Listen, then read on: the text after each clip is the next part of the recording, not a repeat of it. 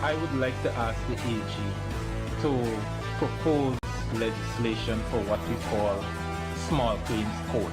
There are lots of poor people, to an example you just gave, that they have issues with others and sometimes with large firms, but the lawyer fee is greater than the fee you're claiming. It is their right. Yes. A right, the right that someone has. All of our rights exist in context. What's the context of a second medical opinion? Because you're disrespecting the process. No. Jesus, this is common sense, man.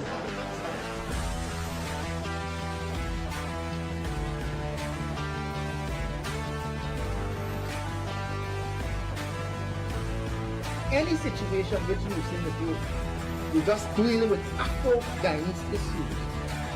If one, you can't bring and pull the leaders of the African community together, you're failing. And if two, you can't put forward a vision, a blueprint, and a plan for African Guyanese, you're failing as well.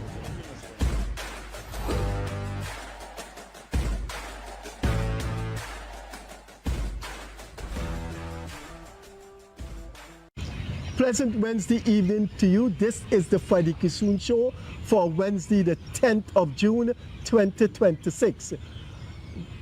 Alongside me, of course, is our long-standing co-host, Leonard Craig, who is becoming very controversial like me. As you can see, he put a jumbie lash on the former Minister of Public Works in the APNU AFC government in his last Monday column. What's his name? What's the name that you put the lash on it? Well, whatever. David Patterson, former Minister of Public Works. You should read Monday's column in the Chronicle. As you can see, full in the background is one of Guyana's iconic sites, the Kissoon Bridge. And millions, not hundreds of thousands, millions of people the past 100 years would have traversed that bridge. Lovers, married people, single individuals. But anyway, let's get on with the show. We did some check-in 2 years ago. Well, maybe more than 2 years ago, but it's easy to find out the viewership of a program because it's inbuilt. And if you check Facebook and YouTube, when Craig and I are rapping, we do get a lot of viewers. So maybe we'll do this more often. But there's so much to talk about that we could do this rapping twice weekly. So I'll start by asking Craig a question. And I'd like his analytical mind to roam over this question. Every time Norton opens his mouth and there is no PNC reaction to Norton, it makes you sad because it makes you feel the inevitable is coming. And I believe the inevitable is coming, and I believe there are moves ahead in the next 2 years to form a replacement, not a direct replacement for the PNC, not a direct replacement for WIN, which I believe is going to fizzle out, but a major opposition party is going to come up to fill the vacuum of the PNC and WIN. And I think that is coming because look at Norton's recent interview with Kadaki Amsterdam in a podcast called Cams TV. It's really a podcast like this. It's not a TV show. What Norton had to say and the absence of PNC's reaction to that tells the story of inevitable death. I asked Craig the question just now, but let me tell you about some of the dimensions of that interview. One, he is going to be around as leader the next 3 years. He said the Congress will be postponed, and at the Congress is this year. And at the next Congress, he will run for the leadership. That will take you to 3 years from now. And read between the lines, he said he would not contest the presidential candidacy for the PNC in 2030. He never said, I'm not going to be around. So he's going to be around, but like 2025, he's not going to contest. And people cannot see this is damaging the PNC every day. People are losing faith in it. And it seems from the non-reaction of Greenwich, Carl Greenwich, Joe Harmon, Hamilton Green, all of them, Granger, it seems that they have said, look, let it be. And that is sad. I mean, if the PNC is going to stay alive, it has to be now. And they have to have someone to replace Norton. Look and watch at Norton's interview. Norton is just putting some serious jumbie lashes on his own party, and you don't survive a jumbie lash. The PNC isn't going to survive. So my question to Leonard, do you think the PNC stalwarts like Granger, do you think they've just given up when they see what Norton is doing? Do you think they just said, so be it, man, the die is cast? My feeling on this is that the PNC is a historic party. And, historic things do die though. Historic creatures of that nature don't die easily. Sometimes you pass and you see an old tree somewhere, it fall down, and even though the tree fall down, it grows. Stem still yeah, and it lives. And I think the PNC, there is something in social science that's called a critical mass. I don't think the PNC has lost its critical mass just yet. There is still some hope.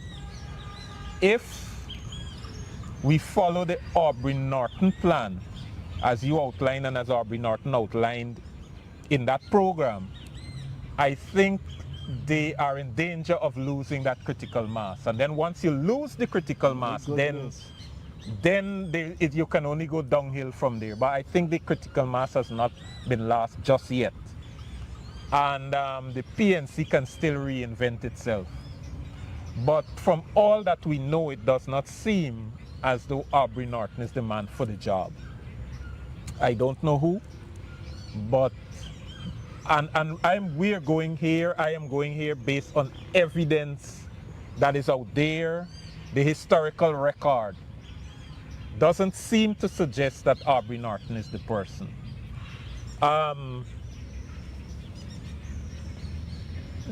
As you have outlined, it may take some stalwarts, the Gary Besses, the Joe Harmon, maybe even Basil Williams, Roysdale Forde, and some other young people to actually just pool their resources, their energies, and say, look, we are not going to allow this historic party to go down. We are not going to trust ourselves in leadership, but we want to rescue. And I think that is one way out.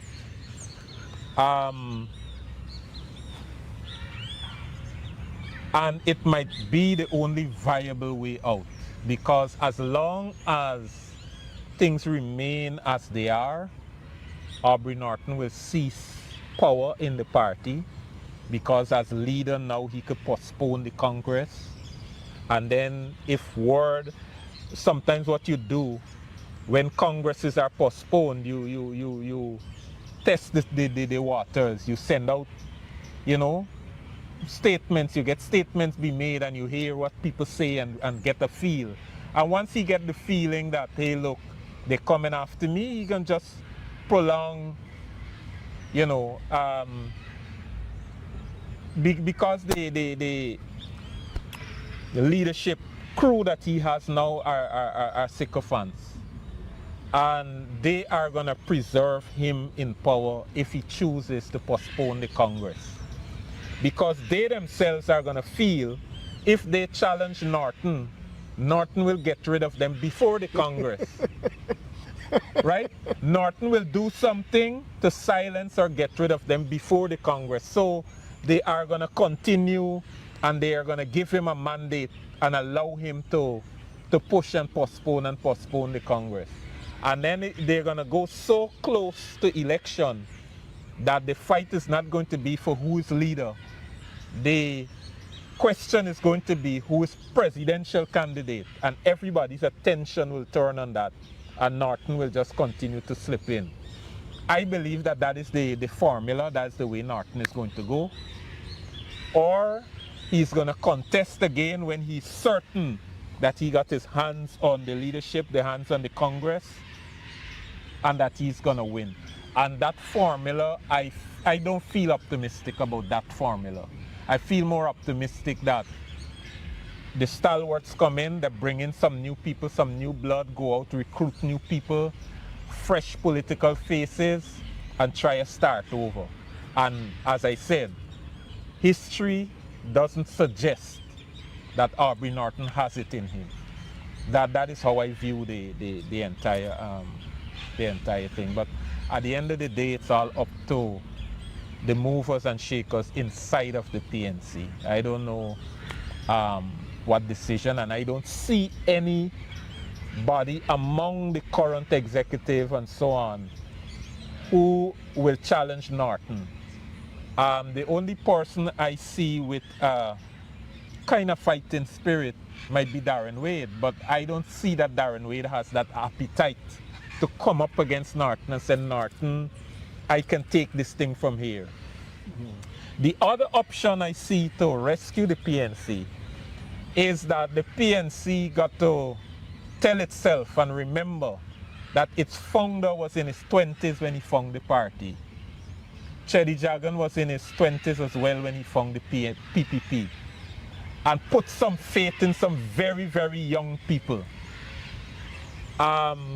Like establish a committee of elders, something that they have such a committee, but reconstitute it with energetic people who are going to like chaperone young people and just hand the party over to a group of young people and try to infuse the Burnhamite, I'm not saying go back to Burnham policy. The Burnhamite stimulus? Yes, Burnham. Burnhamite optimism. Optimism, right. Yeah. So and remember, our founder was in his 20s when he formed this party, and the party grew to be a strong party. Why a young person? Maybe, well, Darren Wade is not in his 20s, but why not a Darren Wade? Why not a, they got this young Corbyn boy, this lawyer, I think he's a lawyer, young Corbyn guy. I don't know who. Related to the former leader? I heard somebody say, I'm not sure, I don't know. But I don't know who, right? But all I am saying that I see that as another way out for the PNC. Otherwise, the Norton plan, I don't think it's leading anywhere. Okay. I want your thoughts on Granger. Granger was visiting the diaspora, and at a diasporic PNC party meeting, I think was in either New Jersey or New York. Recently? No, that was before. That was before the elections. In 2015. He said he had decades of membership within the PNC. This guy was head of the army. This guy was president of Guyana. And this gentleman has 4 foundations in Burnham's name in his former civilian house at Durban Backlands opposite the Culture Center. You mean to tell me with that kind of political richness vis-a-vis the PNC, that man is not looking on at what is going on in a party? He said he held membership for decades. In a party when in government he was made the head of the Guyana Defense Force. And as the party head became president of Guyana, I mean, he is just so silent. I think the way in which the party lost the election, Granger feels guilty and he don't want to. No, I think the people who signed on with Aubrey Norton feels alienated from Granger, and I feel they feel some kind of repulsion towards him. And for Granger to make a mark on the party, he got to have a reception. And I don't think in the current construction of the PNC there is a reception for any idea from Granger, right? Because right. So he's not the one to start the rejuvenation process. Right. It can't be him. All right. He could be among others, but it can't be him taking leadership. Those days for Granger are gone. And under the current construct, I don't think Granger has an opening to get back. I don't even think Granger could probably, maybe he might be, but not with full welcome, even past the gate at Congress Place. Yeah, I mean they felt his 5-year presidency was really the lowest in terms of presidential output. Right. Leonard, I mean no disrespect to Mr. Granger. I have to do my work. I'm a trained academic. I don't think Mr. Granger was any corrupt president. I don't think Mr. Granger was, furiously intolerant and locking up people and dismissing people and jailing people. But Mr. Granger was the most non-performing, lackluster president within the CARICOM family of nations. I can tell you things that Granger, could have done for this country. Yeah. Something happened on that fateful day with Rupert Rupnerine and Robert Corbyn that resulted in Granger being the head of the PNC. But the second thing that happened tragically is when they decide to make him the presidential candidate. Now, I don't think they knew he would have been like that. Yeah, I don't think anybody knew. He would have Right. But I was thinking if they could not have done something very innovative for which a legacy would have been born and it would have gone down in the history books. After the second year when they see there was no transformation coming. In fact, there was nothing being done for African Guyanese. When he really got annoyed and told them, I don't want no amendment of that marijuana bill. Like that is which you don't have to get locked up for 1 gram. They all backed off.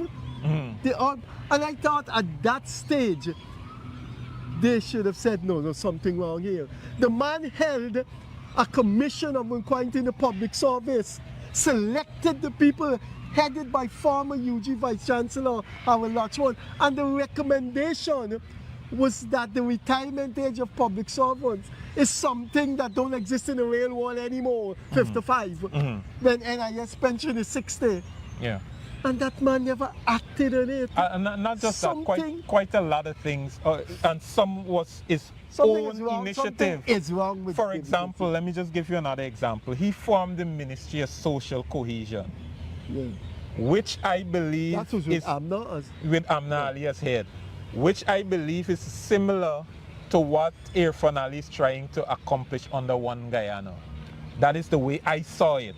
If you're going to name a social cohesion ministry, you have got to make that ministry impactful to reach out to the other side of the aisle. It wasn't. So it was just a ministry in name.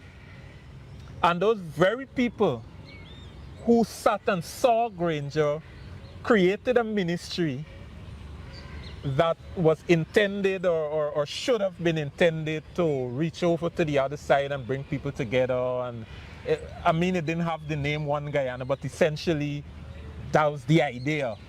And to see that Granger had none action on it, and then come now and say, oh, Irfan Ali and Guyana, and Irfan in thing and Guyana in this and Guyana in that, and you see in Irfan Ali making concerted effort on every day to fulfill that One Guyana dream.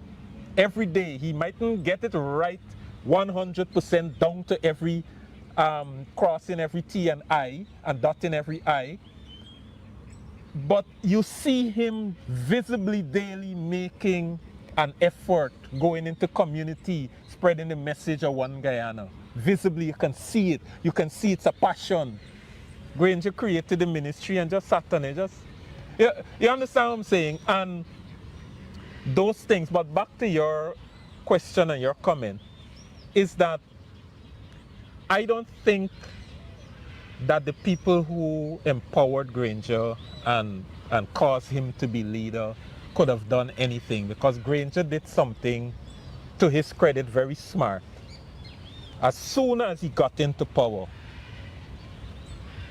he asserted himself under the Constitution. And said, I am directing things, I'm the president. Yes, I am the president, I have the constitutional power to do it.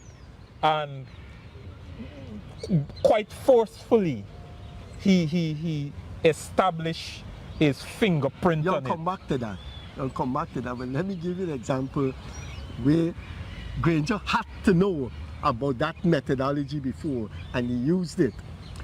When Hite came into power, there were some grumblings within the party that they can tell Hite and tell Hite that. Hite said he don't want the dialogue between Jagan, the PNC and PPP to continue, which is what Bonham started. And the PNC made some noise, and Granger said, I am the president. I don't want this dialogue to continue. And that was the end of it. That was the end of it. The second example was the rabbi. Hite really wanted to crucify the rabbi. This was a man who solved the PNC, who solved Burnham. Hite was there to see how close Burnham was. And Granger Hite humiliated him, charged him for murder. You can't get bail. Remanded him, then jailed him. A man who served did a lot of dirty tricks to the PNC. Served Burnham. And there was some Green and a few others who say, no, you can't do that. You know what Granger said? What Hite said? I am the president. The investigations told me that he did A, B, C, D. Let the law take its course. Hite said that, and everybody shut up. That Granger had to know, because he was in the army. He had to know how Hite was behaving, and Granger did exactly that. And from day one, he asserted his constitutional right, even with the agreement, the Commonsburg Accord that they had with the AFC, right? There were certain things that the president could have allowed to happen. There are certain things that the president could have, work around.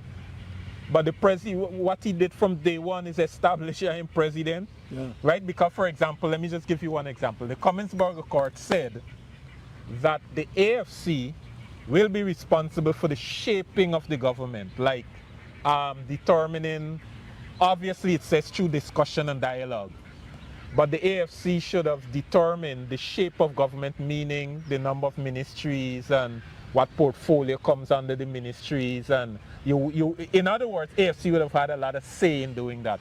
From day one, David Granger established that he is president, he got a constitutional power, and it isn't happening. The Commonsburg and what he did, he already, from day one, Granger already had the ministries he wanted, and he just handed them out.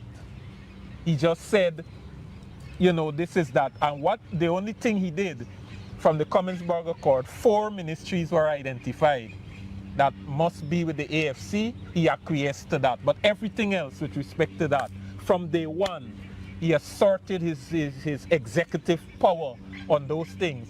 And he continued to do that throughout. Even when he was making a mistake, he continued to do that. And I think, so nobody else could have attempted anything to dissuade or to suppress that kind of thing in him.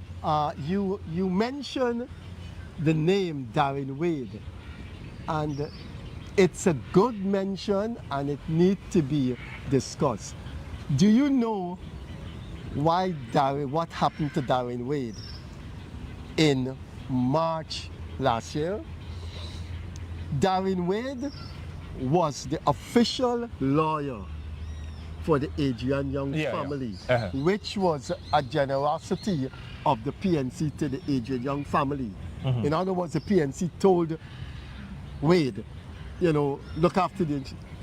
And Wade did something that I don't want to name any because I never for Norton sue me. Norton looked like he wants to sue people. He threatened to sue that billionaire Amir Ahmad. He sued Odessa Primus. Wade did something that was principle. Wade did something that was psychologically normal for human beings to do. And he got sidelined. Let me tell you what Wade did. And I'm sure Wade is remembering that. Wade witnessed the post-mortem on behalf of the Adriana Young family. And after the post-mortem with the Meet the Press, Wade said, I saw nothing, you know, nothing untoward. Not right. In other words, he endorsed what he saw. Do you know days after Wade was removed and Dexter Todd, who is being protéged by Norton, Dexter Todd became the Adrian Young family. But let me say on this program, I know Darren Wade. Darren Wade is a better lawyer than Dexter Todd, has a more active political mind than Darren Wade, than Dexter Todd, and is a more pleasant person that wins over people than right. And that guy was sidelined. And from there on, I think you see the Darren Wade thing slide in. And then Ben Chop put a lash on him. And Wade said he's going to sue Ben Chop. You see, there were things going on there. So I think you're right. Someone like Darren Wade or Roysdale Forde or a combination should start the thing. I am going to I'm going to hand over to you now by saying something which I don't know if the operators or you are going to smile. But Darren Wade has a kind of cotton resemblance to Burnham. Might very well be. Yeah. Because he on his Facebook, I think he got Burnham's picture as his profile thing. And you know, sometimes when you glance at the side, you know that you had a thing. It looks like Burnham. You know, back in the days, you had a thing called Viewmaster. Yeah. You used to look through it and you see that thing and you press it and you turn and you could see pictures in it. But you had to squint your eyes. And if you squint your eyes and look at Burnham picture, you might very well see Darren Wade. I want to tell you something now. I hope the book I call you have read it. I'm going to tell my viewers something, but before, let me address Darren Wade directly. Darren, you and me all right. You and me all right. I know you still got that photograph you and I took at the corner of Laluni and Vicinjan Road. Me and you all right. But I want to say this without, and I'm saying this in a friendly way. The biography of Burnham by Lyndon Lewis. Professor Lewis interviewed Burnham's daughter and she said her father told her he had 7 outside children. That means Burnham has... Stop it, Freddie. That means... Stop it. All right, let's move on. The point has already been made. Darren Wade needs to look at his family tree. That's what you're trying to say? Well, I don't know. Darren, I don't mean anything. You and I are all right. You and me are all right. But when I see you, you got a little cut like young Burnham. Yeah. You do. Yeah, and Darren Wade is a truly affable guy. So maybe he's a good-looking young man. That is for them. That's for them to explore. We are just making discussion. We are analyzing. We're doing political thing. But ultimately, the PNC would have to. But I believe Darren is on the wrong side of a certain man, and Dexter Todd is being pushed. But that's when you look at the two. But I think Dexter Todd's introduction to politics is on the wrong foot. It was a disaster. Yeah, and just like the parliamentary lead of the APNU in Parliament right now, they've started out wrong. They've not started out conciliatory. They've not started out to win people on the other side. They jump right in with Norton's agenda and gone straight to pander to one side, pander to the captured, and that's not even gonna win back their support from Win. That is exactly why they walked away. I don't think Darren Wade has an inviting personality. Listen, whether it's in Iceland, Afghanistan, the West Indies, the Maldives Island, anywhere, in politics, you have to have a personality that attracts people, and you have to be seen as someone who's inviting. Yeah. Like a Mansa Walton this year. The PPP is full of those people. Yeah, yeah. The PNC has the WP in the early days, oh my. Yeah, surely. Right. The AFC, when AFC started, yeah. Ken Raphael, people like Magnetic, rough. People like, you have to be like that, else you're not going to be successful. You've got to be like that. And you're saying that Dexter Todd don't have that mojo? No, that's my job. My job as an analyst. That's not, I mean, you, for some foreign reason, you brought up Darren Wade's name, but that guy and Roysdale Forde seem to be the people the PNC should be looking forward to. And that those people can probably save the critical mass you're talking about. But whatever it is, all I'm saying, I don't even know what the answer is. I'm just trying to put an interpretation and an analysis to it. But what I know, based again, whether you're academic or whether you're an analyst or whatever, the thing you have to go on is history, evidence, and data. The data, the evidence, and the history is suggesting that the Norton plan, as outlined on Kadaki Amsterdam's program, that the Norton plan just ain't gonna work. And that is what the evidence suggests, that's what the history suggests, and we can only go on that. But do you know what the psychologists do in crime units around the world? They look at a person and they study, they profile them. I looked at that interview and I could tell you, Kadaki Amsterdam, the interviewer, was trying to bring out things in Norton that I think Norton was not successful in negotiating. And at one time, Norton didn't answer the thing about when is the Congress. And Amsterdam said, but when is the Congress? And you could see, if you study psychology, Amsterdam is concerned. Yes. Amsterdam is concerned. They did a follow-up interview last night or the night before sometime. And Norton appeared back on the same program, and Amsterdam tried to... That's a second one? Yeah, there's a second interview last night, I believe.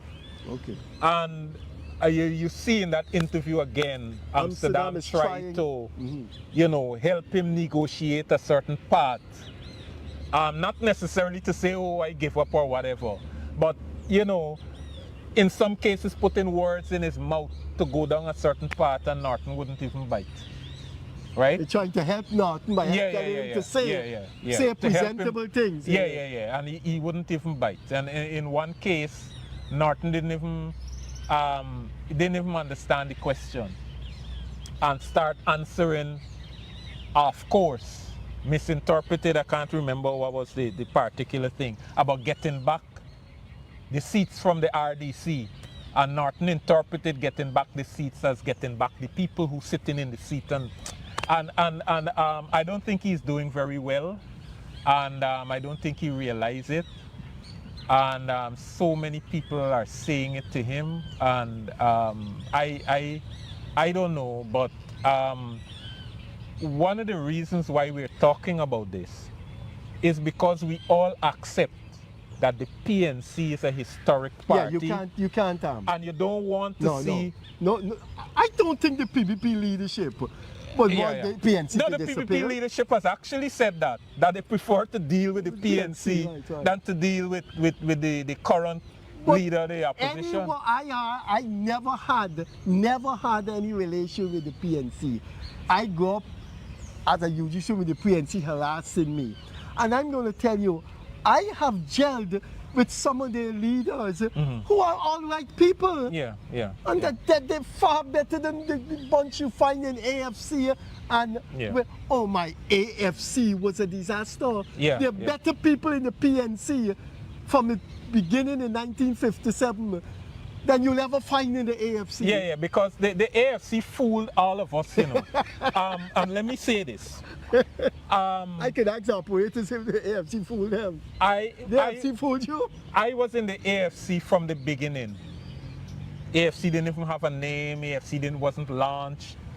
Foundation member. Right. And what attracted, I'm not just talking about me. I'm talking about what I see when people came to the AFC. What attracted people to the AFC more than the character of the leaders? People didn't even stop to check the character of the leaders. AFC had a symbolism. AFC represented something, a dream that Guyanese people wanted to hold on to. And I think people came to the AFC to chase a dream. Yeah.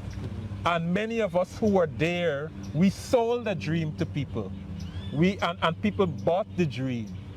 And I don't even think that even the PNC up now that link up with the AFC, I don't even think they understood the depth to which people had this dream of the AFC. That symbolism, and that is a symbolism that won in 2015 it was a natural outcome of a country just having PPP, PNC. Yeah. And then these very fashionable, charismatic men emerge without any baggage.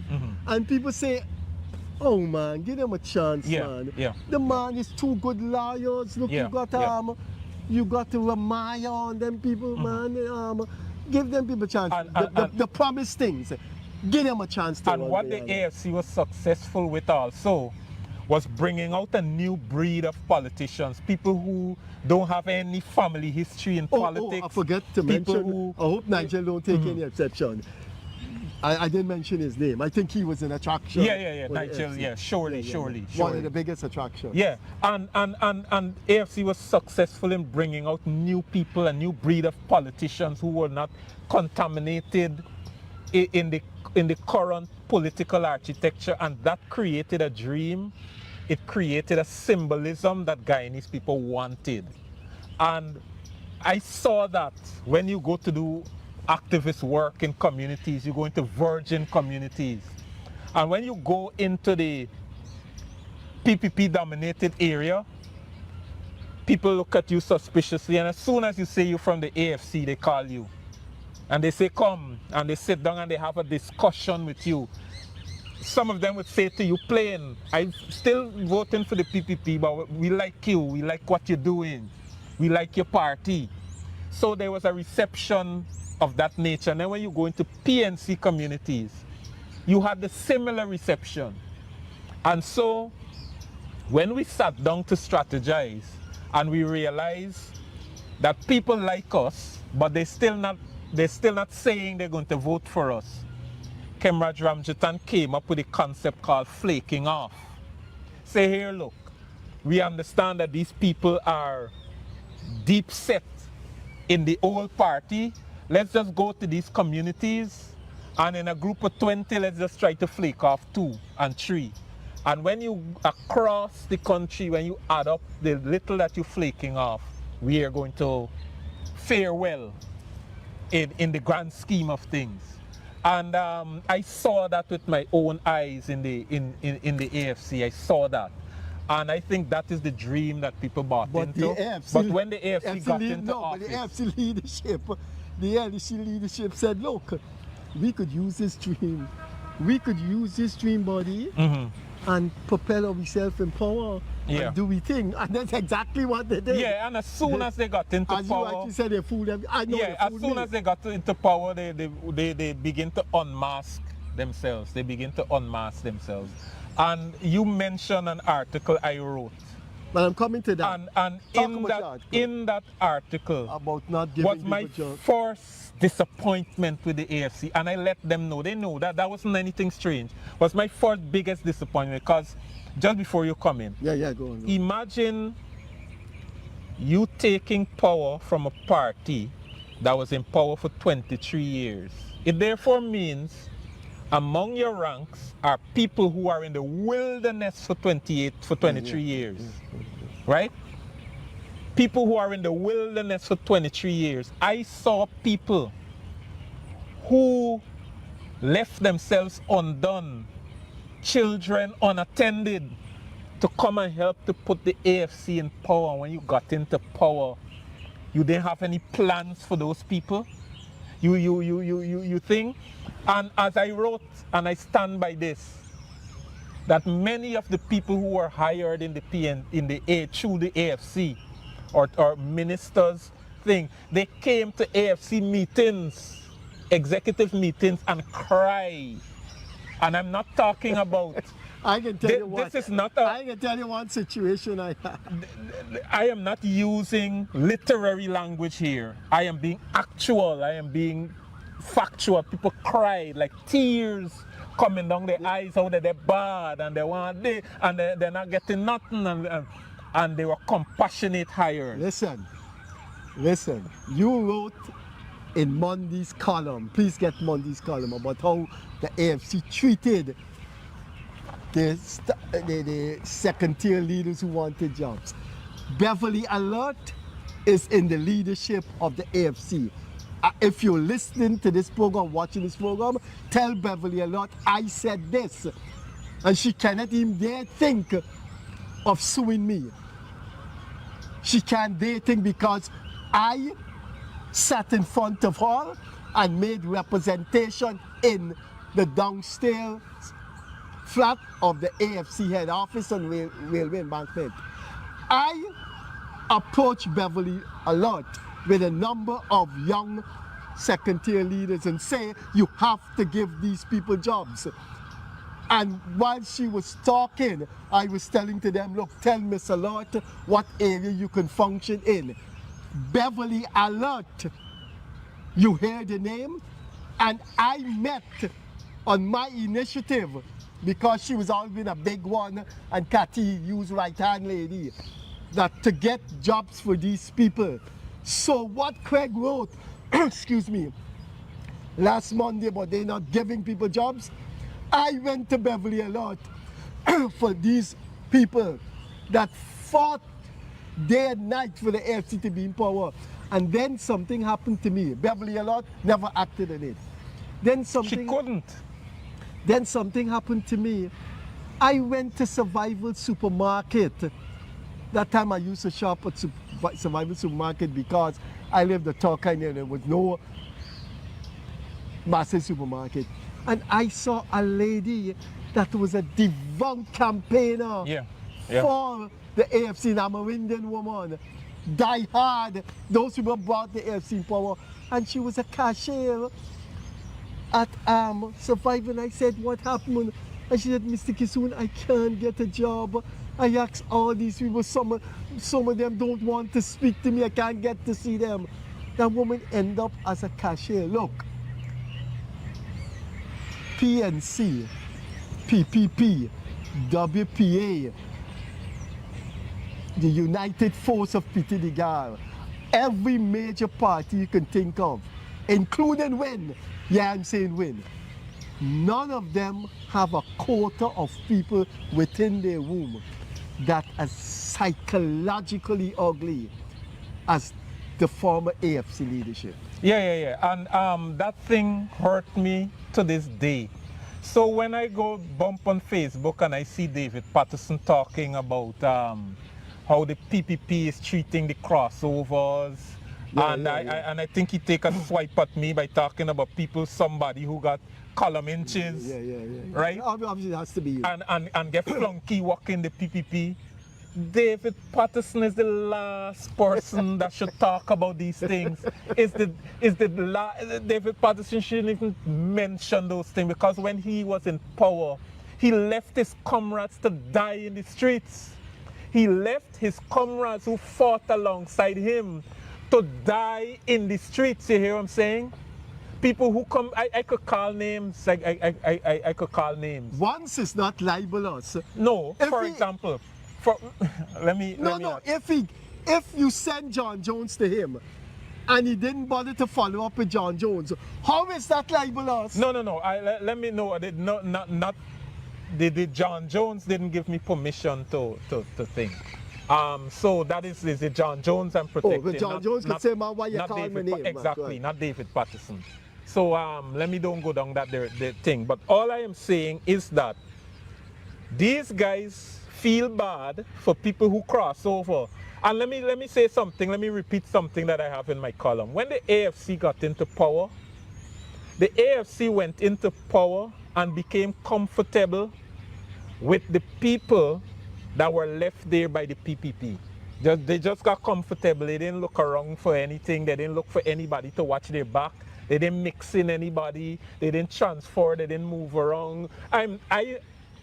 I'm never going to be an advocate for firing people when you get into power.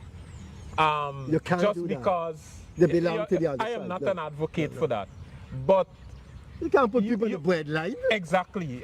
So I'm not an advocate for that. But then if somebody was on the political list and they're in a sensitive position, the least you could do is move them around, transfer them, send them somewhere else. Don't deny them their income. Right? But there are things you can do. They did nothing. They went and sat just like that. And they provided, the very few jobs they provided were low-level jobs. So, and now what they're doing, and the result of that is that they end up out of government. So what they're doing, Freddie, is asking the PPP to take the crossovers, lock, stock, and barrel, and put them in sensitive state positions, not knowing for sure if these people come as a setup. Suppose these people come as a Trojan horse. I don't believe they do, right? But suppose that is the case.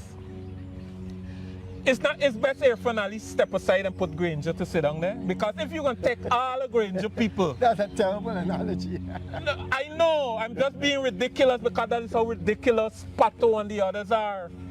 You take Figueira, Bond, all these people, myself, all these people, and just put them in sensitive state position. It's like you putting back Granger's people all around your it's best you bring Granger and run the country, because Granger country you go in and run, putting back Granger.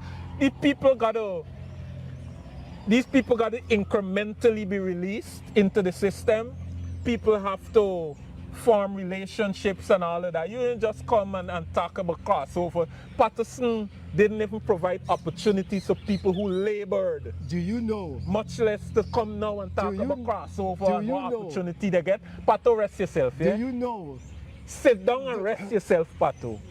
Do you know I spoke to David Patterson about a job? Now you say you don't want to call names. Remember, you're an economist, I'm a historian. I like call names, so it goes into the history books and people do research and they come up with these names. I am calling the name Leon Hunt. Leon Hunt, fine, young AFC fanatic. The AFC got into power and I asked David Patterson for a job for Leon Hunt. I could understand him, he don't want to call him. I am calling him. I know the relation I have with Leon Hunt. He wouldn't come to me and say, "Funny why you call my name." I asked David Patterson for a job for Leon Hunt, and David Patterson said, "Fine." When Leon Hunt got the job offer, you're not going to believe this was, 5 years ago. What was the salary? I think in Hindu terms, I don't know, you born and you live among Hindu, you born in Bobbies and live among.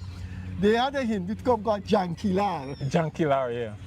If you see That this, is all they do. That if is you see it. this Jankilar chopper, they were offering Hunt That's the entirety of it. $52,000 a Yeah, month. yeah. And Hunt came to me and said, Freddie, you should see what Patterson offering me. Yeah. I can't live on the thing.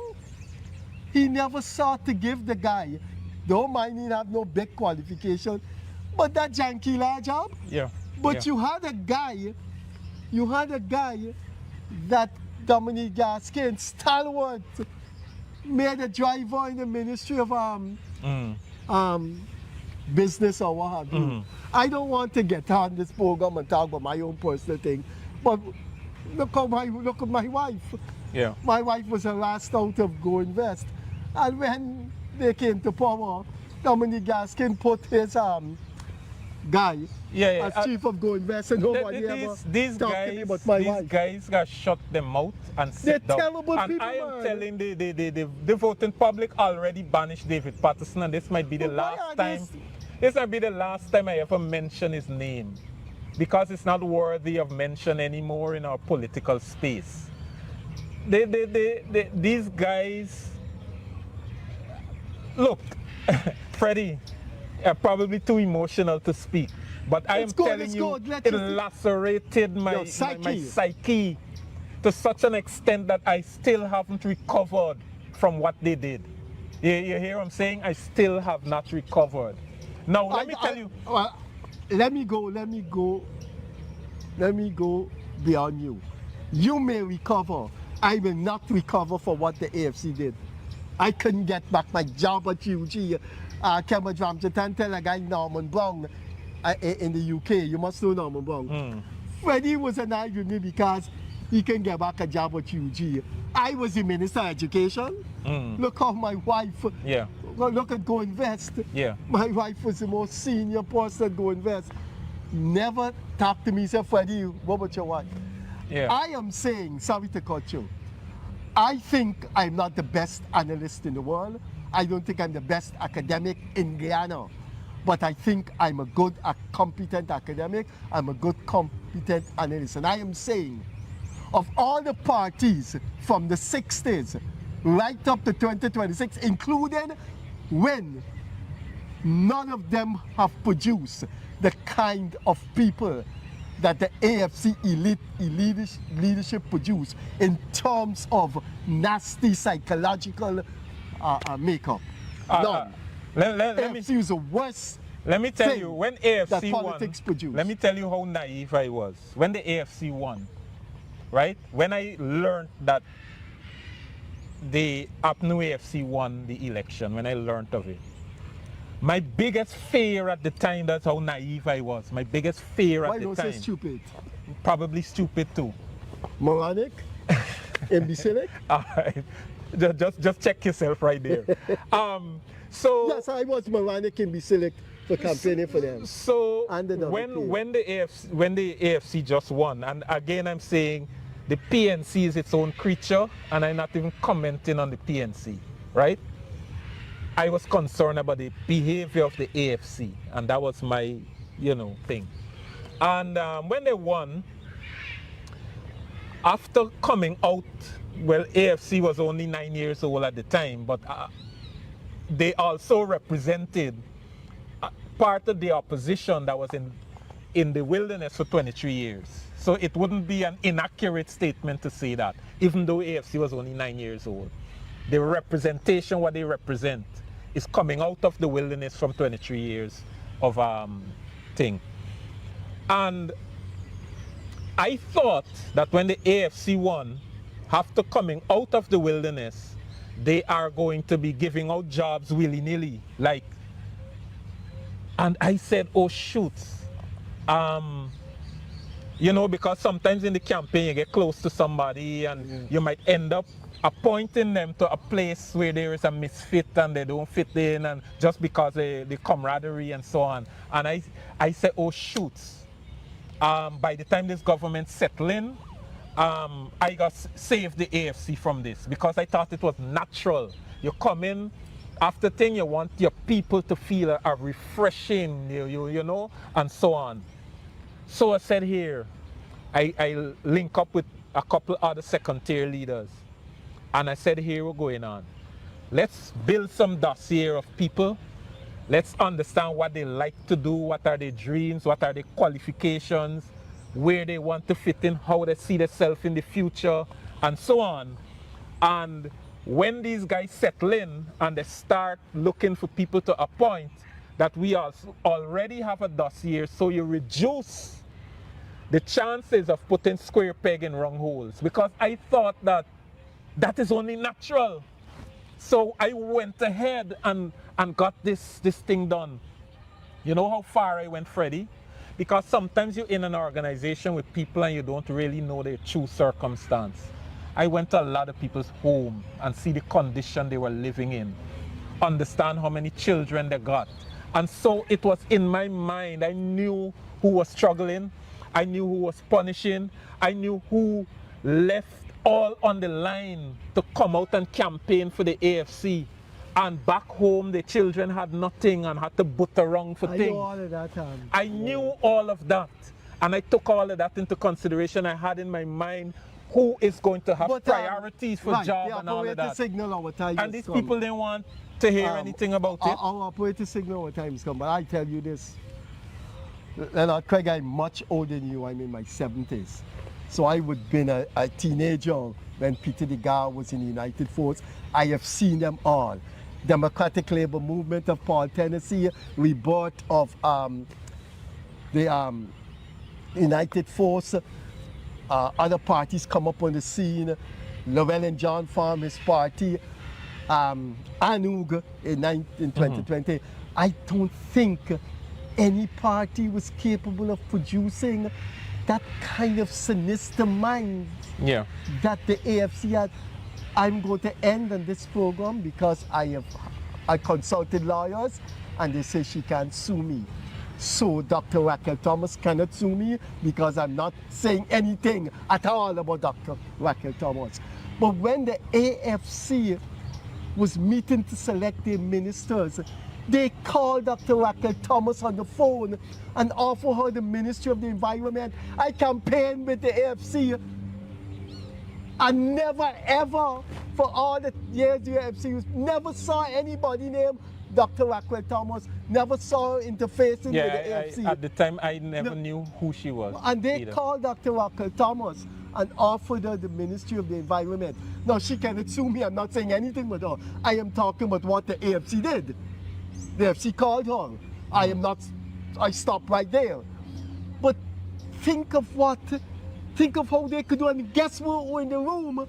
Die-hard AFC second-tier leaders who were in that room. Michael Carrington, Ginger Cesar, Marlon Williams, Trevor Williams, yourself, and they just bypass all of you and call Dr. Raquel Thomas.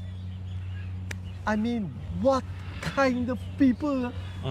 If you believe in God, did God create these people? On that note, we have to leave. This was the Freddie Kissoon show with co-host Leonard Craig for Wednesday, June the 10th, 2026. We are coming to you in close physical proximity of the iconic Kissoon Bridge in the Botanic Gardens.